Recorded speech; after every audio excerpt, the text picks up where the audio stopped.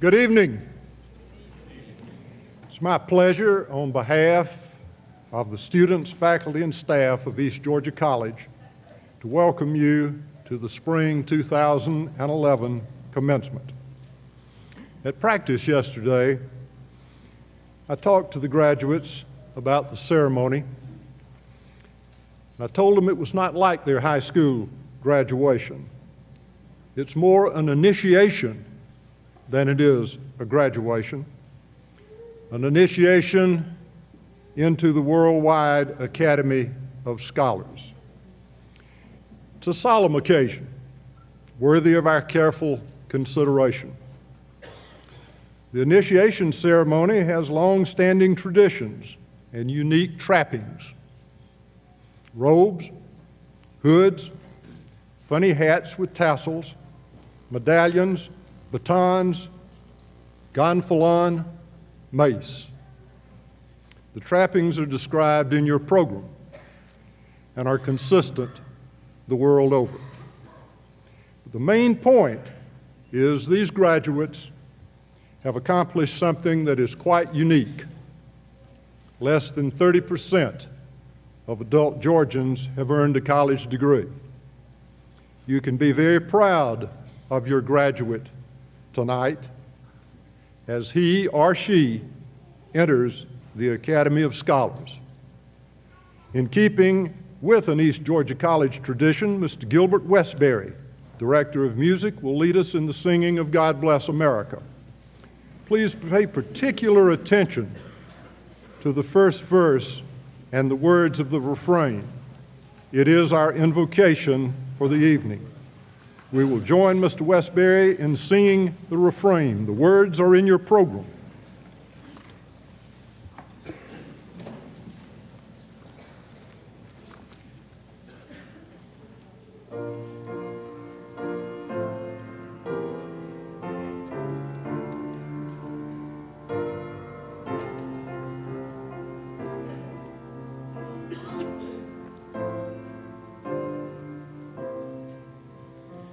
While the storm clouds gather far across the sea, let us swear allegiance to a land that's free. Let us all be grateful for a land so fair as we raise our voices in a solemn prayer.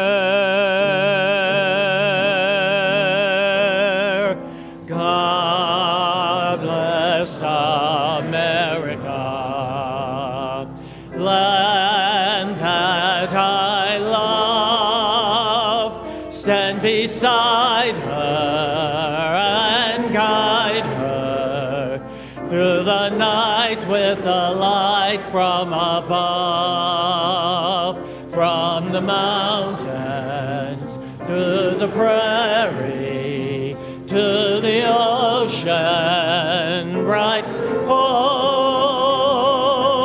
God bless America, my home, sweet home.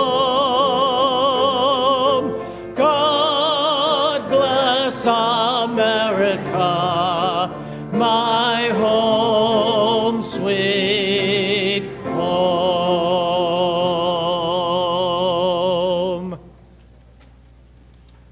Please be seated.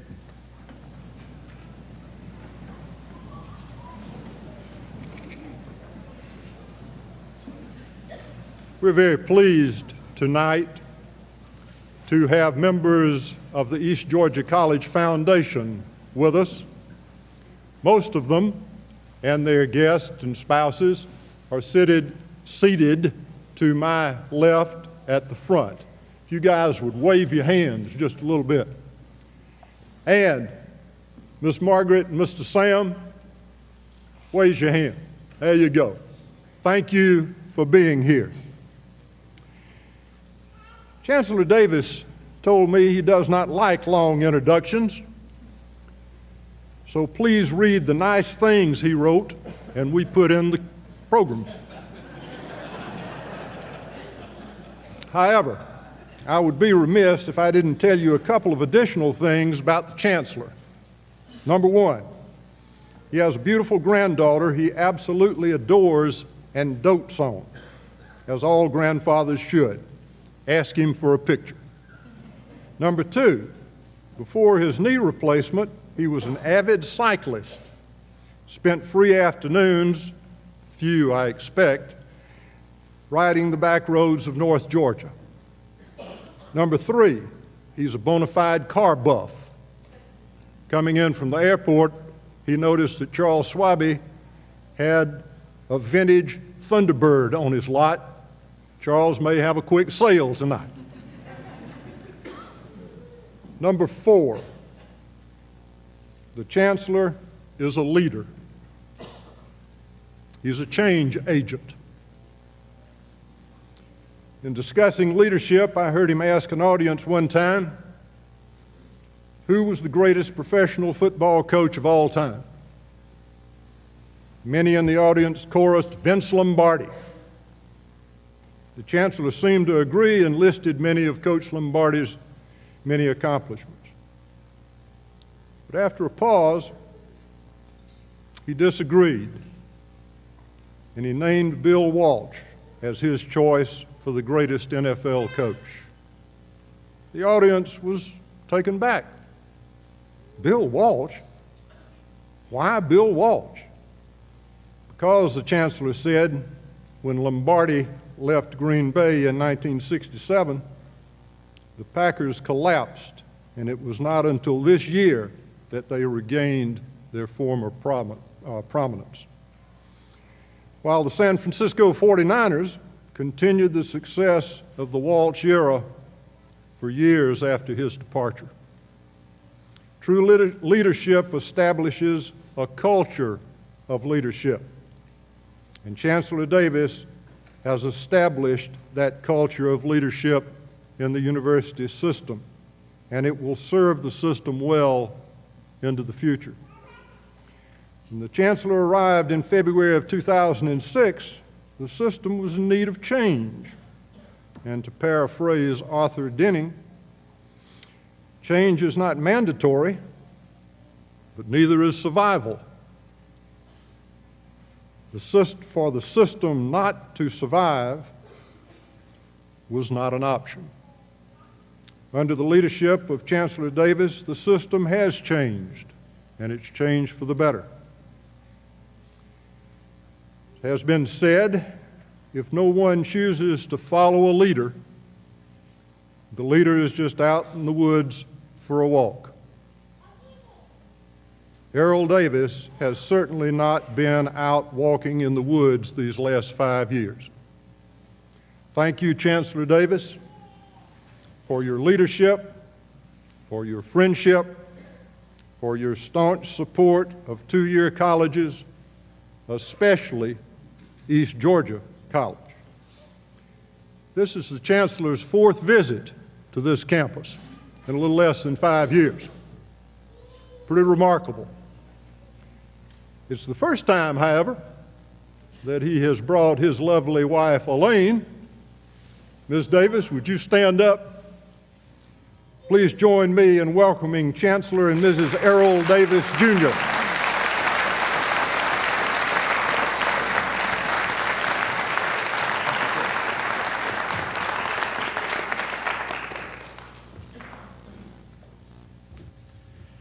Thank you very much, and thank you, Dr. Black, for that brief introduction. I actually am fond of long introductions. In many ways, long introductions are like fine perfumes. They're very nice if you sit back and savor them, but they're probably fatal if you swallow them. Over the course of my career, of course, as Chancellor, I've spoken at quite a few commencements. I am certainly pleased to be here this evening among distinguished faculty, staff, about to be graduates, friends, and family. I am starting my last tour of commencement speaking. I'm going to retire at the end of this June. And for those of you who don't know what retirement means from a position such as mine, that's when you move from who's who to who's he to who cares. Because of my retirement, I did a little reflection on the concept of the commencement itself. And you heard, before we got in here, I was listening to a speaker, and you heard Dr. Black as well talking about the importance of commencement as a tradition. And I like to think about the importance of the commencement speaker as well as a tradition. And I understand Dr. Papp, who's president of Kennesaw, was here a number of years ago, and he actually had an audience participation exercise to truly demonstrate the importance of the commencement speaker. And with proper academic attribution to Dr. Papp, I'm going to try and recreate that experiment here this evening. And so I realize this is immediately after dinner for a lot of you to participate in an exercise, but this will not involve any heavy lifting, but it's simply meant to demonstrate the importance of the commencement speaker. And about to be graduates, you are in fact excused from this exercise, and so that's probably the first time and probably the last that's going to happen as well. So if you would just bear with me and join with me, I want to ask you to do a few things. If you graduated from any college or certificate program, please stand up. The faculty, please, everybody who's done that. Okay, now those of you who did not bother to go to your commencement exercise, please sit down. To your undergraduate exercise, please sit down. Okay, those of you who do not remember the name of your commencement speaker, please sit down.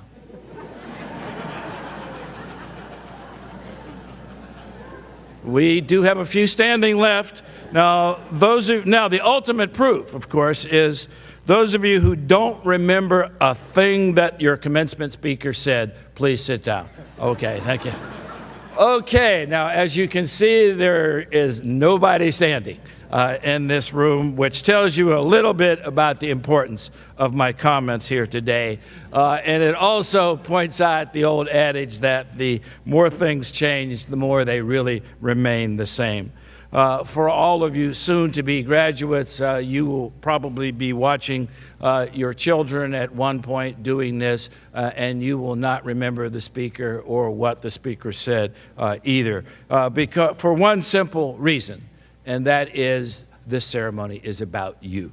It is about your accomplishments. You are the stars of the show, and that is exactly the way that it should be. Before I plunge into my remarks any further, however, I want to offer just a few congratulations.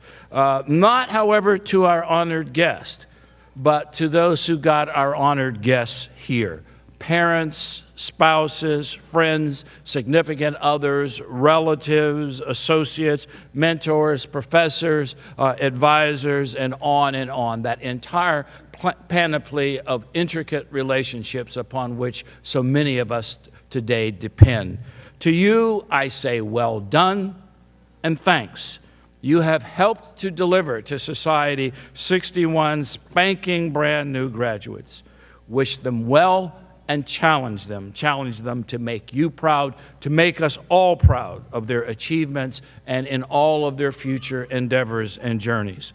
So now, graduates to be, please join me in thanking this important group of VIPs for getting you here.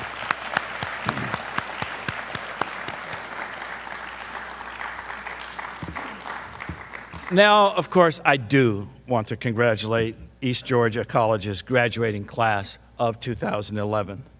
Now, I know a number of you may be wondering about the timing of your graduation. You're graduating from college during one of the most challenging economic periods nationally and globally since the 1930s, and you're even doing it on Friday the 13th. Unemployment rates persist at very high levels. But the good news is that the economy is improving. Unemployment is dropping, albeit more slowly than we would like. Now, if you're wondering whether your investment in a college education is worth it, consider this. The unemployment rate nationally for college graduates is 4.3% for college graduates. So that is one immediate benefit of earning a college degree. Your odds of getting a job are pretty high. Neither soup kitchens nor prisons, for that matter, are filled with college graduates. Several weeks ago, USA Today reported that since January, employment for Americans with a college degree or higher has grown by 521,000 jobs since January. For those with less than a high school diploma, employment has fallen by 318,000 jobs. So you have made the right decision. You've made the right decision for a whole host of reasons, not the least of which is economic. These are indeed troubling times. Yet at any given moment in history, individuals and societies have faced significant challenges, whether those are challenges of war, the challenges of peace, the challenges of prosperity, the challenges of poverty, of disease, of weather, just the sheer challenges of day-to-day living.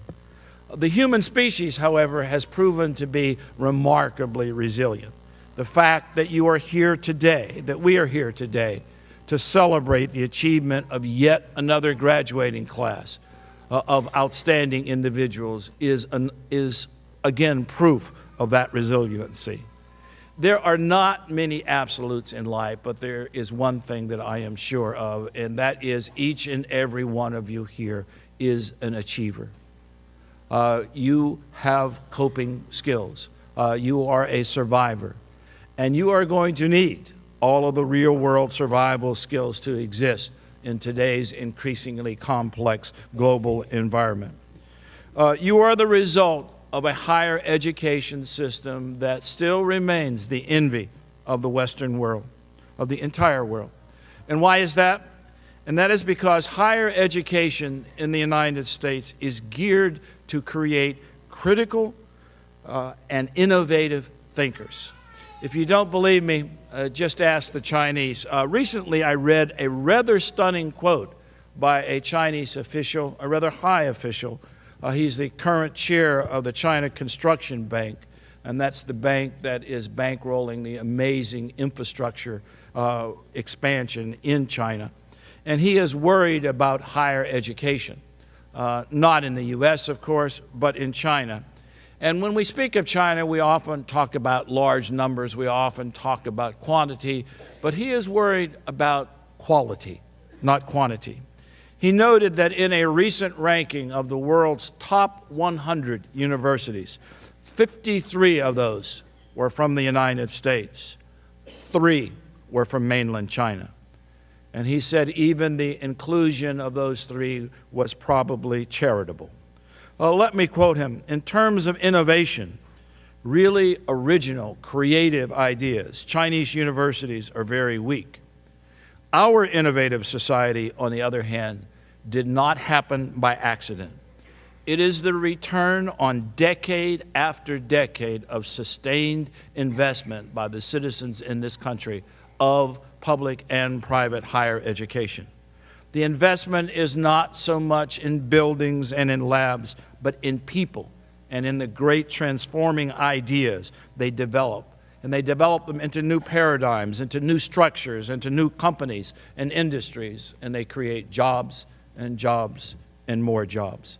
And it is that investment in each of you that brings us to today's event. Now, if there is a single point I can get some of you to remember from today, it is this, and that is there are no long-term guarantees in life. The investment that your parents and friends, the state, and your professors, and unfortunately at times your bankers, have made in your education is one that is simply going to be devalued if you do not make the effort to continue to reinvest in your education. Your formal education may end today, it may not end today, but the process of acquiring knowledge must be lifelong. And that is your personal challenge, to continue to reinvest in yourself day after day, week after week, month after month, year after year. However, you also must work to reinvest in this nation's education system. We cannot rest on the laurels of all that we have achieved in the past. Last year, a report was released detailing scores from the 2009 Program for International Student Assessment. This initiative tests 15-year-old students worldwide in reading, math, and science. Out of the 34 countries tested, the United States ranked 14th in reading, 17th in science, and 25th in math. This has real consequences. It has consequences for our ability as a nation to remain globally competitive, to continue to create the industries and the workforces of tomorrow. Between 1994 and 2008, the United States slipped from ranking second globally in college graduation rates to now 13th. And of the 34 countries tested, only 8 have a lower high school graduation rate than the United States. As a college graduate, as was indicated earlier by Dr. Black, you are a part of a minority, a powerful and important minority. As a nation, however, we need this minority to become a majority. We have to change these statistics. And that change starts with us, with our commitment to invest and reinvest, and invest again in education at every level, from pre-K through college. Education is truly the great transforming agent for individuals and for societies. The simple reality is that all the problems we face today are going to go away, they're going to be solved, but they're going to be supplanted by new issues tomorrow. But we put ourselves in a much better position to meet not only today's challenges, but future challenges by building and sustaining a culture of educational excellence. We really don't need the Chinese to admire the American educational system. We need more Americans admiring the American education system. We need to ensure a greater number of future graduates from East Georgia College and our other 34 degree-granting institutions within the university system of Georgia. Now, in the face of all these challenges, I do remain optimistic. I know that as our problems grow, our commitment to solving them will grow as well. We as Americans are heirs to a pioneering spirit. We are a people of unbounded zeal and unlimited expectations. And those unlimited expectations, my young friends, are for you to fulfill. But as you prepare to go forth, I believe that it is important that we all reaffirm a very fundamental understanding of this great nation. And that is that this is a place, this nation is a place where individuals that have promise do have the opportunity to develop that promise. And each of you here this evening is the fulfillment of a bright promise. An educated citizenry benefits us all, black, white, red, brown, yellow, rich, poor. It benefits us all. And all, therefore, must understand that they should be willing to pay for the education of all. We must both understand and accept that opportunity for one is opportunity for all, with benefits flowing accordingly. As a society struggling to be globally competitive, we can no longer afford to leave anyone behind. We simply cannot do that. As a society, we cannot afford to make the barriers to education too high and then fail to provide the extra push for those who need it and deserve a chance to achieve their potential. And certainly, as a society, we cannot afford to shut and lock schoolhouse doors because of short-term financial considerations. We cannot afford not to invest in education. So as you prepare to graduate, I urge you to send that message, to demonstrate by your future actions that the investments that have been made in you do in fact benefit all of us in society. And for those who are still wondering on this Friday the 13th about your timing of the graduation in the midst of this economic recession, I will say to you again, you are the absolute best prepared of anyone to deal with an uncertain future. Your degree was not earned with the immediate or the urgent in mind. You were simply not educated just for today. You were educated for tomorrow and for all the possible challenges that it most certainly will bring. So rest easy. Life may seem uncertain today, but your future, your long-term future, is assured if you just dare to grasp it. Now, the time has come for me to stop and for you to go forth and make the contributions that society demands of you. You are, in fact, our human capital, our intellectual capital.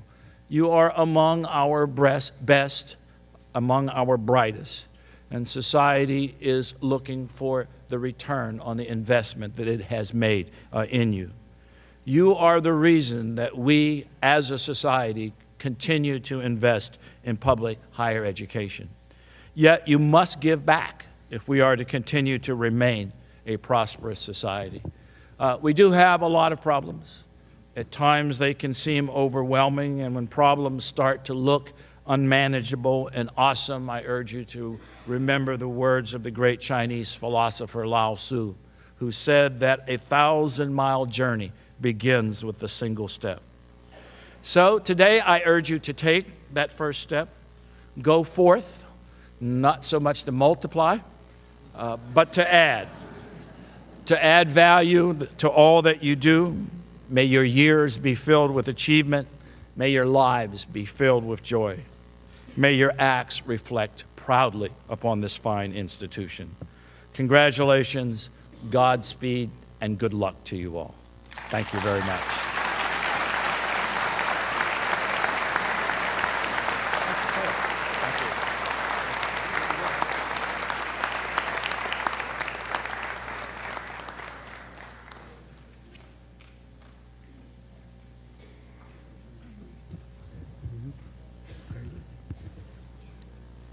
Will the candidates for the degree of Associate in Arts and Associate in Applied Science please rise?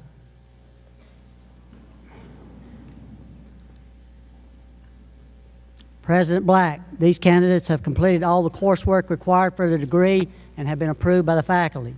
It is my distinct pleasure to present them to you for the conferring of their degrees.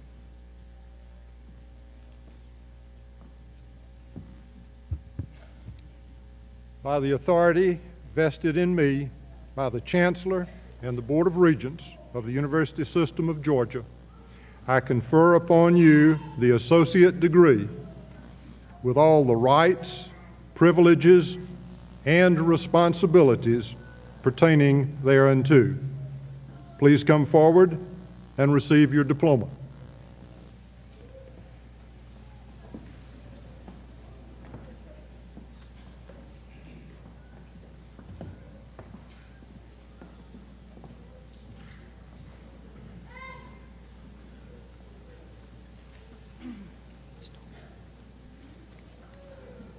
Ivy Linda Ammon.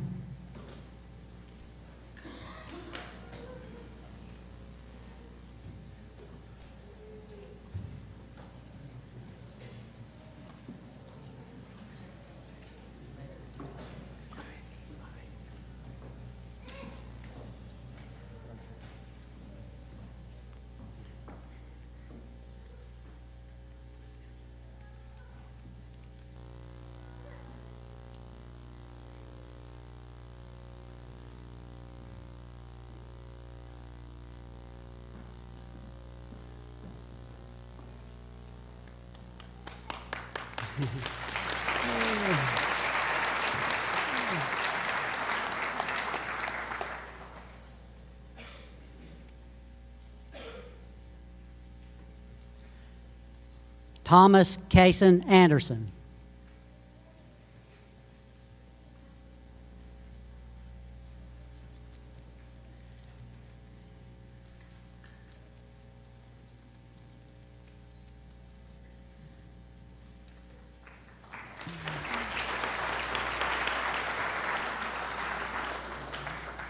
Joshua Wendell Beasley.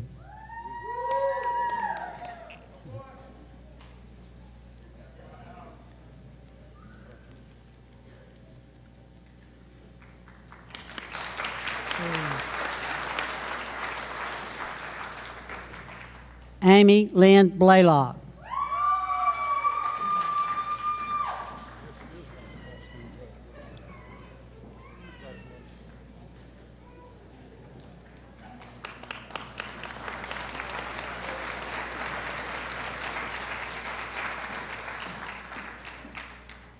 John Randolph Buxton.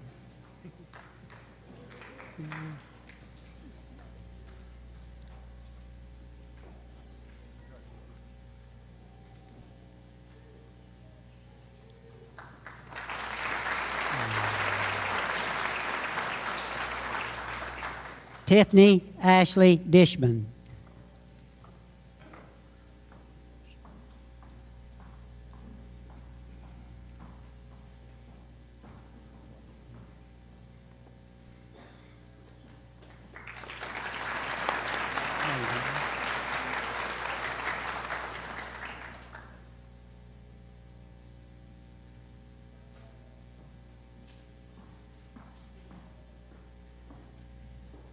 Travis Rashard Drummond.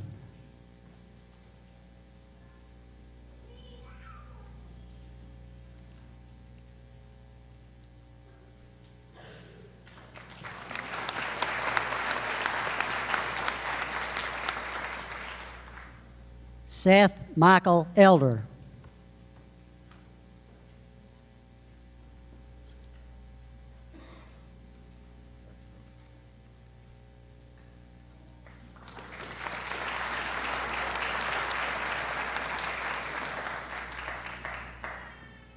Brittany Nicole Ellison, cum laude.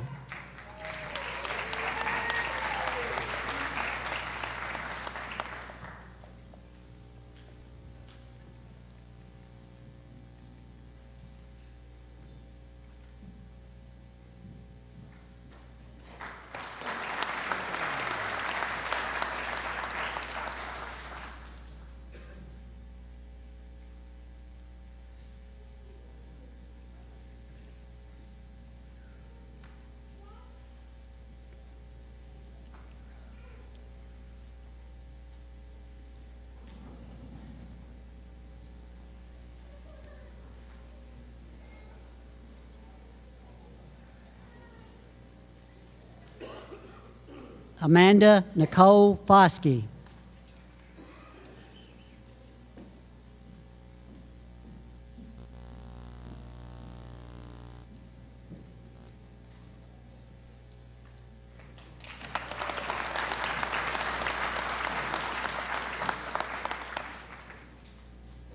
Jana Mallory Gasson.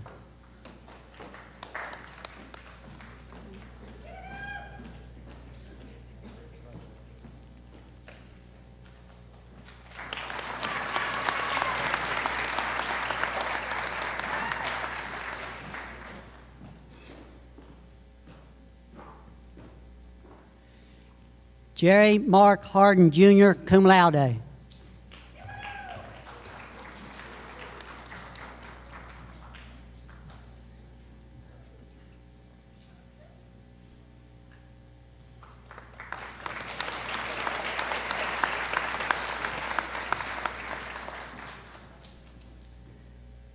Linda Jeanette Harrington.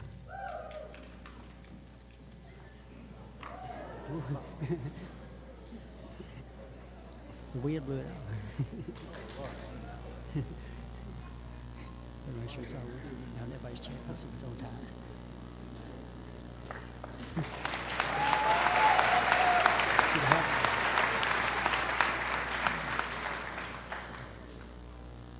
Nicholas Nathaniel Harris.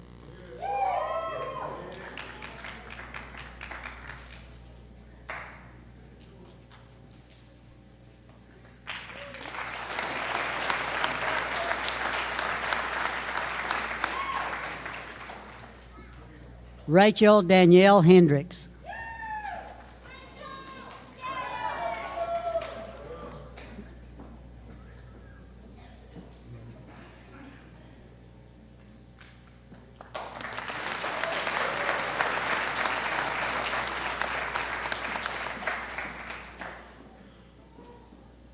Christina Marie Howell.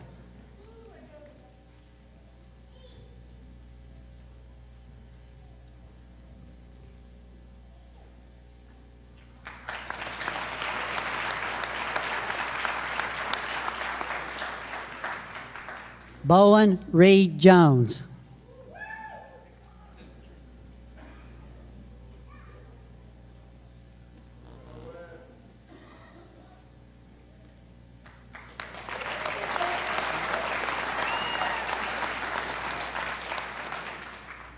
Kenneth Bernard Jordan, Jr.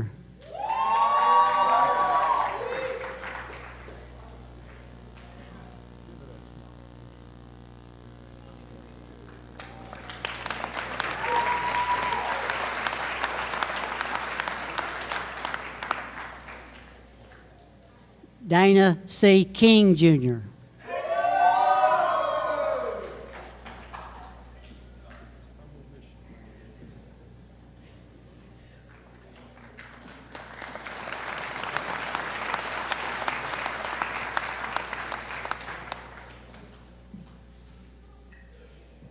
Tione Sherelle Lane.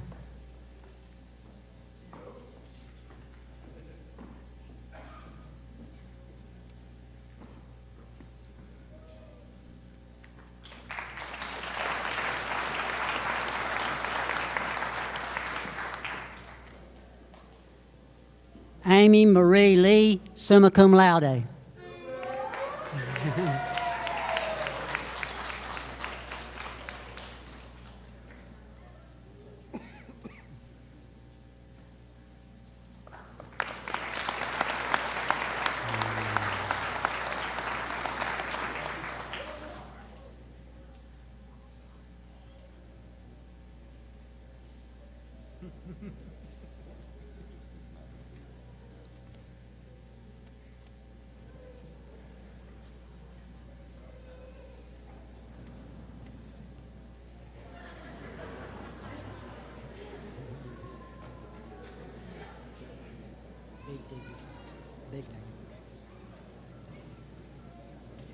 Rhett Shane Lermy.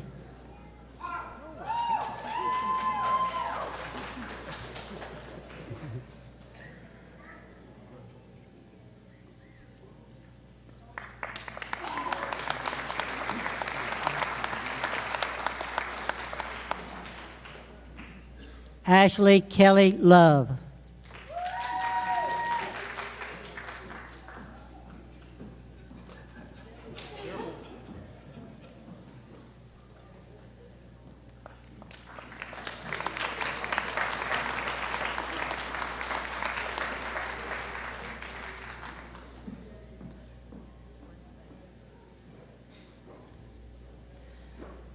Ladarius Jawan Lovett.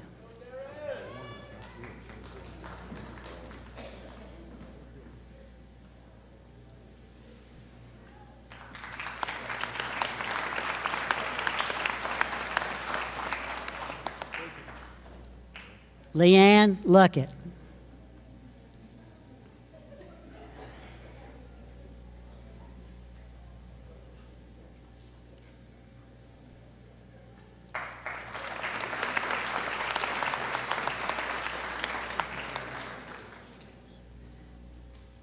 Jonathan Daniel Lynn.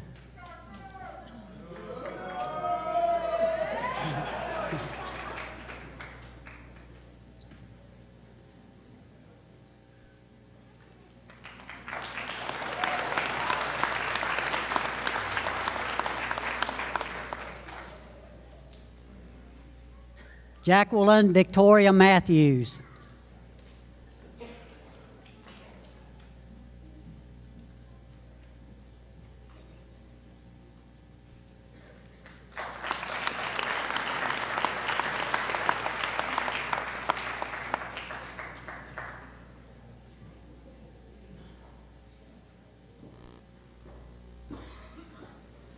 Karan Eddie McNeil.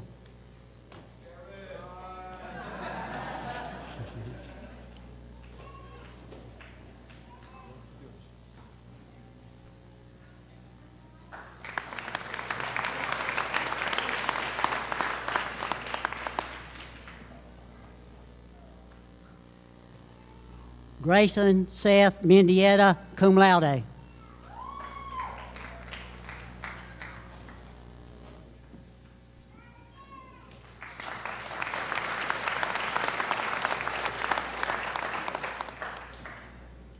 Douglas Cameron Myers, cum laude.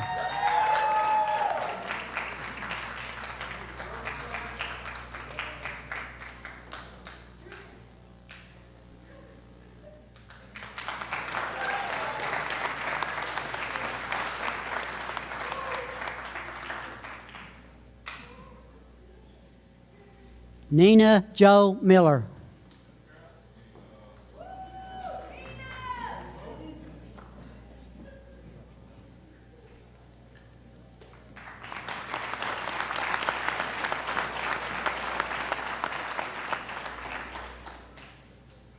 Lana Frost Moore.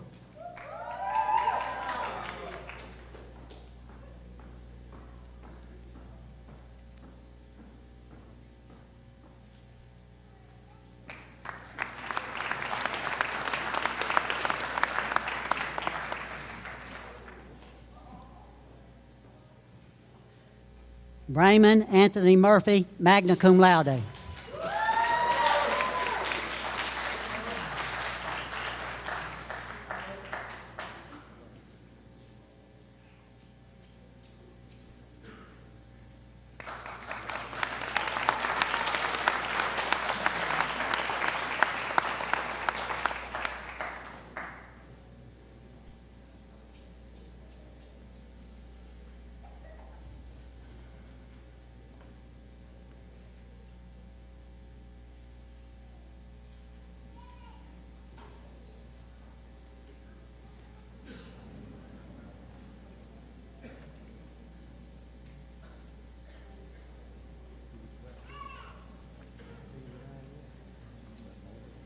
Bradley Stephen Powell.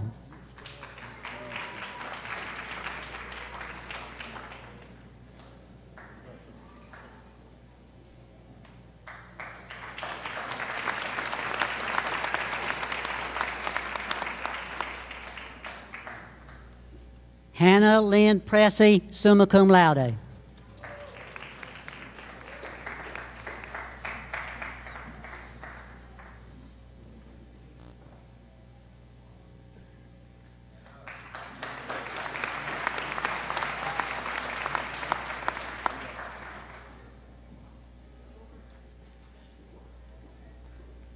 Travia Nicole Robertson.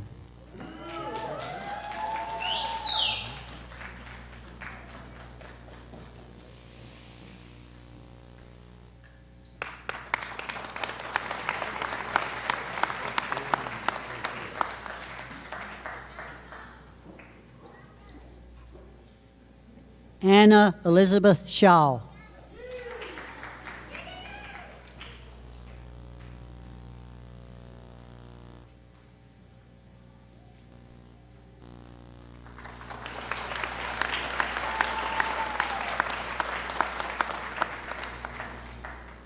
Shanika Latish Spice.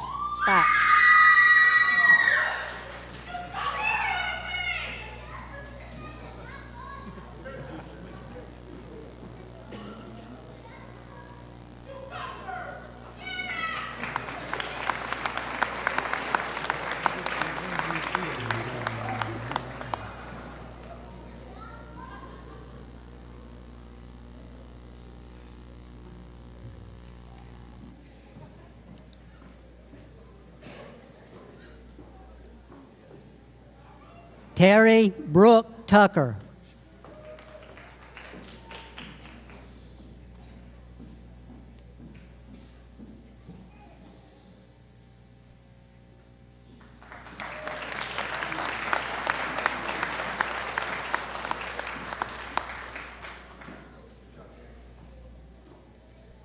Valandria Sade Walker.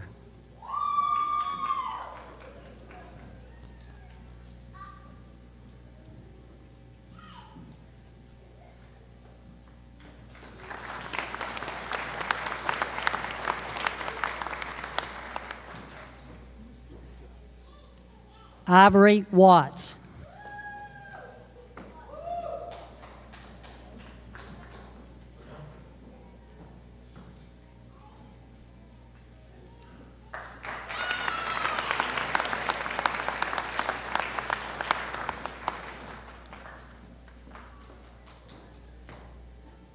Brandon Michael Williams.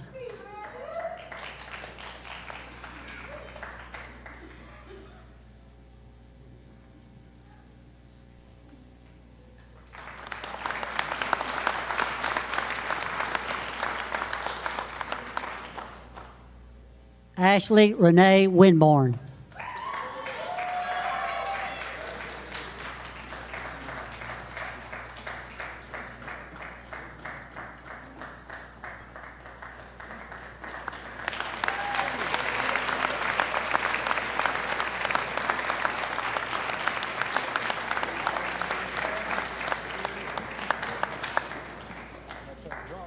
Yep.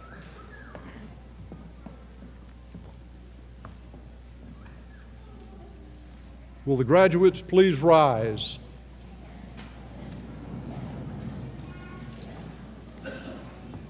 It is a tradition after receiving a post-secondary degree that the cap tassel be shifted from the right side to the left side.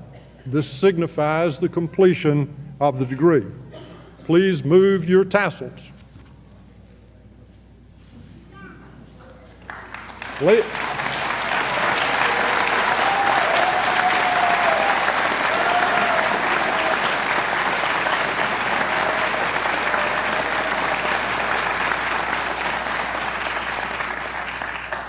You got ahead of me there just a little bit. Ladies and gentlemen, family and friends, I present to you the 2011 spring graduating class of East Georgia College. Blow the roof off.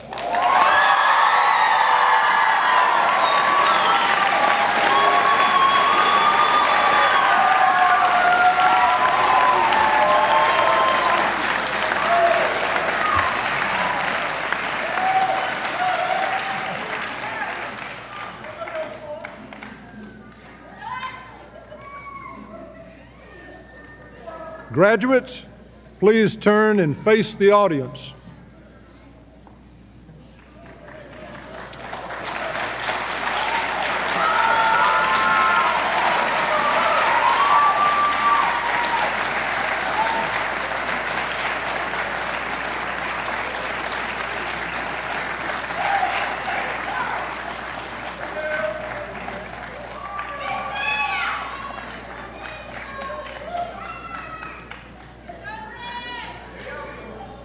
Graduates, to take a line from the Chancellor, you're now facing your family and friends who helped you and supported you as you earned your degree.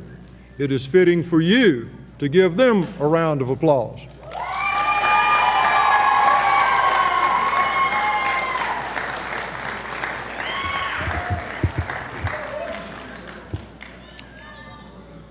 Graduates, now turn back and face forward. Before you on the stage, the faculty and staff that guided you on your educational journey that ended here tonight. Ended with this phase, but not the complete phase. It's only fitting for you to give them a round of applause.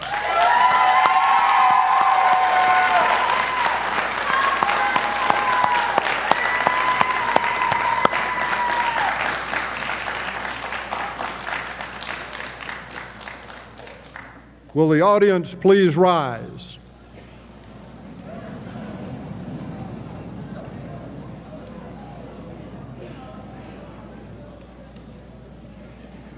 Join the graduates, the faculty and staff, as Mr. Westbury leads us in the singing of the East Georgia College alma mater.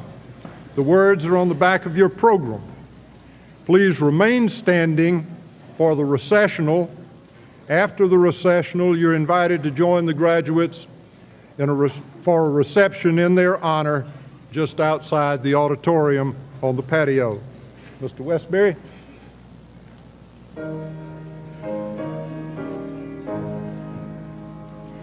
In the heart of eastern Georgia, 'neath the pines of green, proudly stands our alma mater, noble and serene.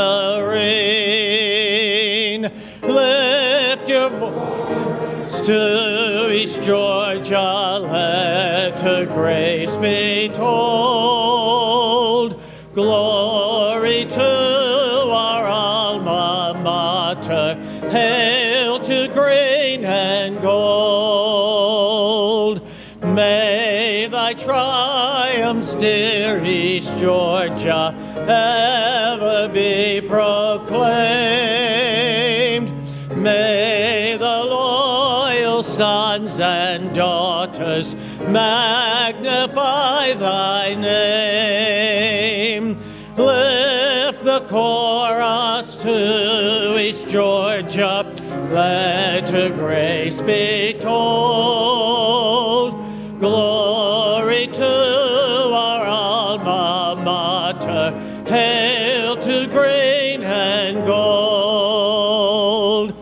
Through the years of time swift passing, we shall ever be one with thee, our alma mater, one with EGSC.